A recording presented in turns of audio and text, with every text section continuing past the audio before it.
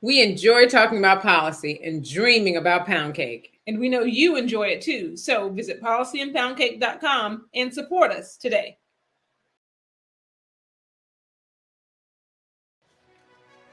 Hi, I'm Dee Dee Bass-Wilbon. And I'm Dina Bass-Williams. And we are the Bass Sisters. So Dina, let's talk about these poll numbers. Vice President Harris and President Biden's poll numbers. How do you think they are? Well, it's not how I think they are. It's how I know they are. The polls show that they are in the tank. They are. Let's watch this real quick clip. Brand new poll, and it's brutal for President Biden. His approval rating has hit a new low. Only 41% of Americans think he's doing a good job in office. 53% disapprove. 70% believe the economy is in bad shape. And with inflation at a 3-decade high, only 39% approve of Biden's handling of the economy. Looking ahead to the midterm elections, Republicans have a 10-point lead among registered voters, their largest lead ever in the 40-year history of our poll. Now, Dina, those were just Biden's numbers. Mm-hmm. Vice President Harris's numbers are not much better. Her numbers are actually a lot lower than his numbers, right? They are lower than his numbers. She is not doing well in the approvable polls. She's not. So, but I was talking to you about this earlier. Those Chucks and Pearls, where are they now? During her inauguration, that's all you could talk about were Chucks and Pearls. And so for those who are not familiar with the Chucks and Pearls, I think she wore a pair of Chuck Taylors when she was on the campaign trail, and everyone thought that it was a phenomenon. It did. It absolutely did. But yeah, so her poll numbers are down. Where are her champions, the people, the Chucks and Pearl wearers? Where are they now? They are a little silent. There are some people who are defending her. We've seen conversations or articles and commentary about the dysfunction between the president and the vice president. But we all know that typically that's not uncommon. That's not uncommon. Right. We do see tension in that area. But the thing that makes this tension so unique or so interesting, I suppose, is that it's kind of casting a doubt on what will happen to the Democratic ticket in 2024. Two big questions. Will Vice President Harris run? Yes. Will she be on the ticket if President Biden runs? I think President Biden will run. I don't think he's going to run. I think he will run. And I think that she will be on the ticket. It's funny to me, though, that she even made the ticket this time around, to be honest, Mm-hmm. because she wasn't really polling that well. No, she wasn't. She bowed out before California. Which is her home state. Yeah, so she didn't want to have the embarrassment of California. But the question is, this is the big question for us. Did the Democrats once again use Black women to win, and now are kind of giving Black women the Heisman? The Heisman. Yes. We think that they are. We think they are. So there's that. Okay, we got some big things on the calendar. We want to talk about that really quickly. December 1, check it out. Yes. Concerned Women for America. They will be on the steps of the Supreme Court. We will be there with them. Yes, we will. Praying. There's some important conversations, decisions about Roe versus Wade. We believe that life begins at conception. We do. We are a huge champions of protecting life in the womb. Mm-hmm. And so we'll be there praying peacefully. If you are not able to make it to DC to be there, you can, I'm sure they will have it live streamed. Yep, absolutely. So you can do it if you're not in the DC area, but you can definitely still participate. So that will be on December the 1st. So right. Mark your calendars. Mark your calendars and visit their website. Get smart about the decisions that are being considered and made. Right. One thing is clear. We have been talking the talk about defending life and the Roe v. Wade kind of conversations for decades now. And we're in striking distance mm-hmm. of actually protecting life, giving states the right to protect life. And so either we are going to be about it or we're just going to talk about it. Exactly. We can't have politicians using this as red meat to get a vote, to get votes and to get conservatives like us out if we're not willing to really, do we believe in life? And that means that we have to believe it and show up. So definitely. So hope that you come out and support that. It's going to be cold. 1st. We don't do marches in the cold. We do not do marches in the cold. So this is so important. We're going to bundle up and go out there with our good friend Penny Young Nance and the wonderful women of Concerned Women for America. So please join us. But there's also something else that is happening in December 15th. We are so excited. We're so excited. Didi, can you believe Didi, I can't believe it. You know what? I can't believe it because we serve an amazing God. I can't believe it. So I can't believe it. And so what is it, Didi? December 15th. For how many? Probably about 10 years. We've been working on it. Right. But the title has changed a million times, but it is finally set. Prayer and Pound Cake will be released December 15th. So please continue to pray with us. Continue to follow us on social media. Continue to like, follow, share. Yes. And tell everyone else that you know to like, follow, share. And go to prayerandpoundcake.com. Submit your email address. You'll be able to read the first chapter, the first lesson. Yes. And then you'll get updates on when the book, the release events, the book tour events. You'll be on our list to get that information. And so this book really is about being in business for 15 years. Yes. As sisters, family businesses usually close 2 to 3 years. And people ask us often, we're not going to tell you what's in the book, but ask us often, sisters work together, see each other all the time, talk all the time. How do you guys do it? We have figured out how to make it work through the grace of God. So, and we're excited to share the strategies, the lessons. There are some things that we talk about that we have not mastered. No. But we know we need to master. Exactly. So mark your calendars for December 15th. Stay tuned, listen out, support us, pray with us, and we just appreciate you. Yeah, no, that's great. So now we are excited to have a conversation. This is the first candidate that we've ever talked to, and let's jump to it. We are so excited to be doing another episode of Policy and Pound Cake. And today we have a wonderful guest that we are looking forward to chatting up a bit. We have Jonathan Hullihan with us today from Texas. The great state of Texas. Don't mess with Texas. And Jonathan, so excited to have you. It's great to be here. Thank you so much. I really appreciate the opportunity. Oh, no. Well, listen, Dean and I, we're Georgia girls. We love Texas. And we have so many listeners in Texas. And so we would just tell our listeners in Texas and others in Congressional District 8, tell them a little bit about yourself. So I'm a Navy veteran. I'm an Iraq and Afghanistan war veteran. Navy JAG, for your listeners. If you don't know what that is, it was a uniformed attorney. Few good men, you can't handle the truth, that kind of thing, Tom Cruise. So, I joined the Navy JAG Corps when the recruiter came around and they said, hey, you'd be a great fit, you'd be a great JAG. So I applied and went to law school, became a JAG for 14 years. It really bothered me what I saw going on in our country, bothered me seeing kind of the rule of law slipping away, the disproportionate kind of justice system in a lot of ways where it was selective prosecutions and it really bothered me to see the justice system kind of fall to what's happened to it. So I decided to run for Congress. I decided to do something about it, take my experience as a lawyer, as a naval officer, and try and do better, try and do my part, try and serve the Constitution, try and serve the people.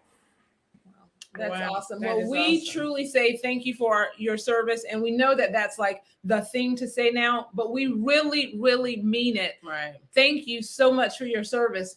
And we say that if we were brave, we would have done what you did too. Exactly. I say all the time, if I was so brave, I could have been the best whatever, And we think that the men and women who suit up, who wear our country's colors are truly the greatest American heroes. And, we don't say that lightly.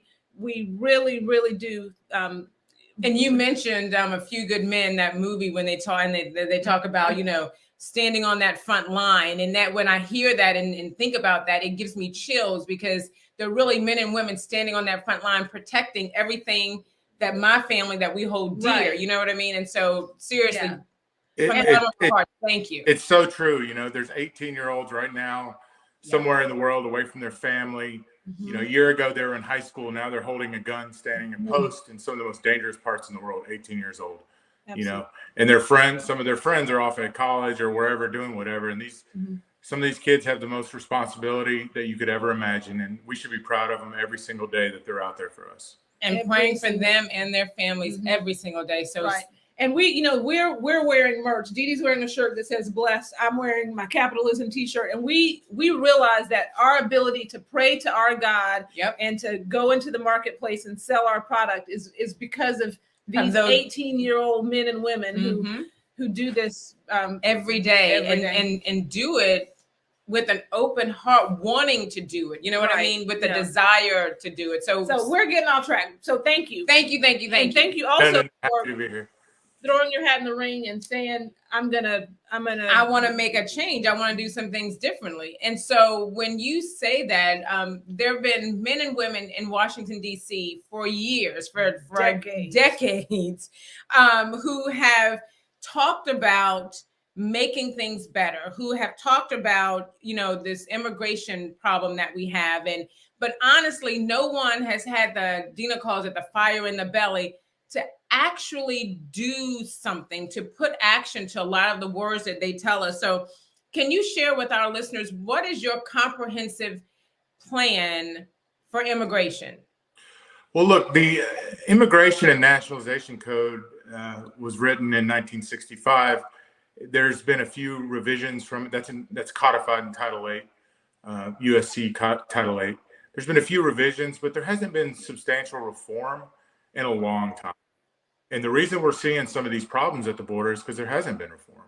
So the first thing we need to do is secure the border, period. We need to secure the border. We need a wall. We need increased law enforcement on the border, because if you don't have a border, you don't have a sovereign nation. So that's step one, secure the border. There are a lot of people here that have been here a long time. Every day, thousands of people pour over the border that are illegal aliens, and that's just a fact. They either need to be penalized in some manner for coming across the border. They need to pay a remittance. They need to pay a tax, a penalty. In a lot of cases, they need to be deported, and that's just how it is. You cannot break the law in this country, and you cannot put the non-citizen above the rights of the citizen. Why should our tax dollars and our economy fund illegal aliens? It may not be politically correct, but that's just the answer. We are a nation of laws, and we have to put the citizen above the non-citizen. So part of that reform would be to penalize, deport, send folks back, any kind of remittance that they need to pay for all the dollars they send back from our economy. So they may work, but those dollars should stay in our economy. That's a huge transfer of wealth. Whenever they're earning money and sending it back to wherever, South America, Mexico, wherever it goes, that wealth should stay in the United States. So we need to tax that. That will make people self-deport in a lot of ways. So if we tax those dollars that they're sending back through remittance, then they would be, a lot of times they would self-deport. Now, if we need workers in the United States, we can grant work visas. They could be temporary work permits. The United States has a long history of doing this. You don't have to grant citizenship. If there are jobs that there is a need for, whatever it is, I think Americans should do those jobs first, period. But if there is a work demand for our system, then we can grant some kind of temporary work permit, but they don't have to grant citizenship. Plus, we can increase visas. We could do all sorts of things for comprehensive immigration reform. But the first thing is secure the border, secure the wall, because we don't control the border. The cartels control the border. Criminal elements control the border. All sorts of, human trafficking, sex trafficking, complete misery happens at our border, and it's because of our policy. So that's a very long answer, and I apologize. No, that it's actually it's a common sense answer, and I guess the question is, we are definitely in support of securing the border. Right. We believe that that a nation has borders. It seems like, it makes sense. It makes sense. There's nothing controversial about that, or at least there should not be anything controversial about that. So the question for us is, when we talk about securing the border, we're also talking, or illegal immigration, we're talking also about people who overstay their visas. Mm-hmm. So we need to, like, what do you think about people who overstay their visas? But also, recently in the last, I guess, 2 months and a half ago, we saw a large number of Haitians that were deported, that were efficiently scooped up and sent back to Haiti very quickly. Many who had not apparently lived in Haiti in like a decade, but they were efficiently returned to Haiti. And as impolitic and politically incorrect as this sounds, we do believe that people who are here illegally should be deported. And you talk about paying a fine. We think that they should be deported or removed. Oh, no, I agree. I agree. Right. But they should be deported 100%, but they should also pay a fine. I mean, we should maximize everything.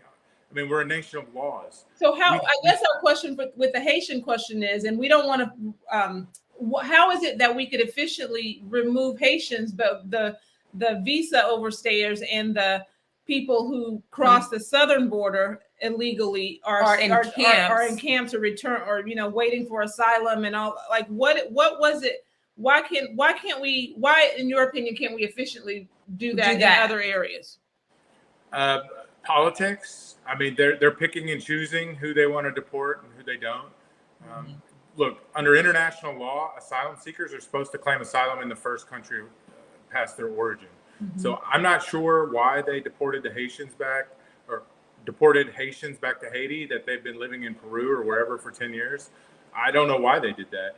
I know it's just a larger systematic issue with the Biden administration, where the rule of law really doesn't matter, and they kind of pick and choose what they want to enforce. So I suspect it has something to do with that. It was disheartening, and like Dina said, if we think that illegal immigration is illegal immigration, whether you're a Haitian who comes through Peru, or you're coming through the southern border, or you're a Canadian who comes here on a plane and overstays your visa, it's illegal, right? So that's we want you to understand. We are excited about candidates who are willing to be ideologically consistent on all these things, and I think sometimes we don't get that. So and so I think the Congressional 8th District in Texas, I think they're going to be getting that from you. So we're excited about that.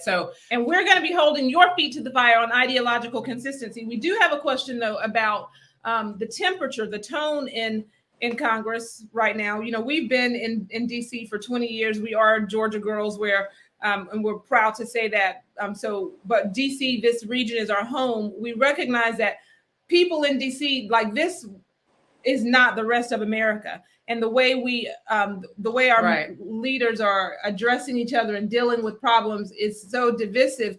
What can we do, or what would you do to lower the tone and get things done? Or maybe you don't. Maybe the tone shouldn't be lowered. I don't know.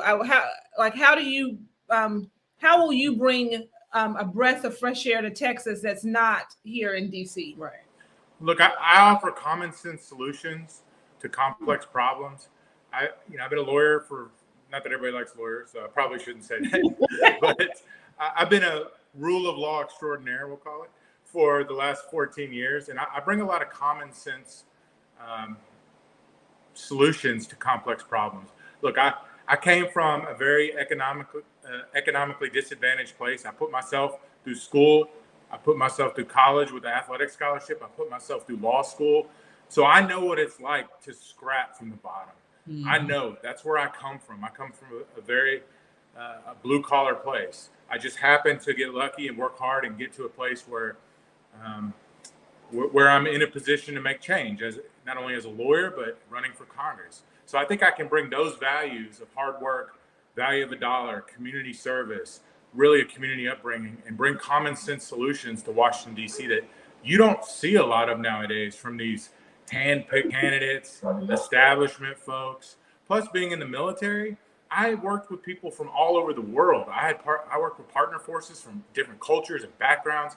I had, as an officer and a leader, I had an entire office of people that worked for me as an officer in charge that come from different backgrounds, cultural experiences. So bringing all that together, I think I can bring some common sense solutions to Washington, D.C. And there are things that we can all agree on. With the subject of your show, just kind of nonpartisan fixed solutions.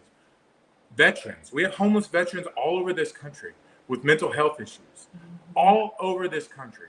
We've spent the last 20 years at war. We've taken America's best and their brightest. We've sent them to combat to face some of the most horrific circumstances you could ever imagine. And then when they get back to America, thank you for your service. Have a nice day. They're everywhere. They're on the streets. They're sleeping under bridges. They're in homeless shelters. And we have a duty and a responsibility to take care of these folks. So I think that is something that the Democrats and the Republicans can agree on. I hope to God to take care of our veterans. We can introduce legislation like that to really bridge the gap and get some things done for the American people. So hopefully that answers your question. That does. Excellent. And we believe that we need more people who have actually served in the military to serve in our highest forms of office. It is to make these decisions and not have been on that side of the conversation. It's a little difficult to do, I think. Yeah, we need more people who've seen it, who've done it, my husband is a retired Air Force colonel, so we are hugely in support of supporting our veterans. So I think, and when you talk about common sense, we say that a lot, and that's very refreshing. And so, and I definitely do believe that that's needed here in DC. So I think the people of Texas will be excited as they're going to the polls and seeing your name on that ballot. I certainly hope so. I do feel like this was a calling. I don't know, it just struck me like a lightning bolt that I had to do something. It was the strangest thing. I mean, I don't wear religion on my sleeve. Like you see some politicians, but I really believe this was a calling from God to do something for our nation. I think we're at a very important point in our history where if we're not careful, just like Dr. Franklin said, Benjamin Franklin said after the Constitutional Convention, it's a republic if you can keep it. And we have to do everything we can for the rule of law, for our citizens, for the consent of the governed, to put the citizen over politics in a lot of ways, and especially over our special interest, big mega donors, and the other folks that seem to just pick candidates. I think we really have to come together and tell the professional political class, look, the game is over. That's right. The game is over. We have China on the rise. We have issues in this country, civil disturbance, problems in education, homeless veterans. The problems go on and on and on. And we really need to really focus on that for a change instead of our own self-interest. Well, we are so excited. We have one final very important question. This is the important question. This is the important question Okay. Everyone wants to know. So when you are sitting around in Texas talking about policy and politics, yes, what do you like to eat and drink? Whatever my wife cooks I love to eat. Good answer. I certainly, being in Texas, I love sweet tea. So a little bit of sweet tea. Is there any other kind of tea? No, there's not, as far as I'm concerned. I question people's judgment when they want unsweet tea, but that's okay. We agree. But no, I love sweet tea, and I love anything my wife cooks. Well, awesome. Thank you so much for joining us today. And we are really excited for you and for the state of Texas. We'll be watching this race. We know it's a crowded race. There are some people whose names are rising to the top. Yours certainly is one of those. So absolutely. Well, I really, really appreciate the opportunity, and I was blessed and honored to be on your show. So thank you very much. Thank you so much. He is great, Dina. I mean, he really is great. Why, you know me. Why don't we? He's our first candidate that we've ever had on Policy and Pound. Right. Why don't we endorse people? I don't know. We don't have an endorsement policy. Policy and Pound Cake does not have an official endorsing candidates policy. We really don't. However, if I wasn't on Policy and Pound Cake, in your personal capacity, in my personal capacity, that's it. In your personal capacity, you can endorse him. Jonathan Hullihan, he gets my vote. Why do you raise your hand like this? I don't know, like I'm being sworn in, but he would get my vote. Okay, so in my personal capacity, yes. I will. Why did you raise your hand? I don't know, because you raised your hand. So in your personal capacity, in my personal capacity, I would endorse him. Yes. Policy and Pound Cake. We don't have an endorsement policy. We're going to work on our endorsement policy. Right. But again, out of my Policy and Pound Cake, out of Bass Public Affairs, out of Policy and Pound Cake, I endorse Jonathan Hullihan. Raising your hand. No, first of all, his service to this nation. Right. We need more people. JAG, really? He was talking about JAG, the movie, but I was thinking the TV show. You know what? As soon as I didn't want to say that. I didn't either, because it was a serious conversation. But as soon as he said JAG, all I could see was, in the harm, the TV show. The TV show. Yeah. Yes. And harm. And didn't you get a little emotional? I did. Because when he talked about the 18-year-olds, I have a 19-year-old son. He'll be 20 in January. And he's speaking truth. And when he talked about those young people standing on that front line with those guns, protecting this country, protecting me, my family, protecting all of us, I did get teary-eyed, because that is an emotional thing. And that's a choice that they made, and they do it willingly, and they love this country. And so we need to love them and support them when they come home, and support their families while they're away, because it's a sacrifice for the entire family. Right. You know what I mean? And we need to stop just talking about it. We need to do more. Our veterans need our help. Period. And we are going to be helping them. They do. Stay tuned. We're going to have a veteran support policy as well.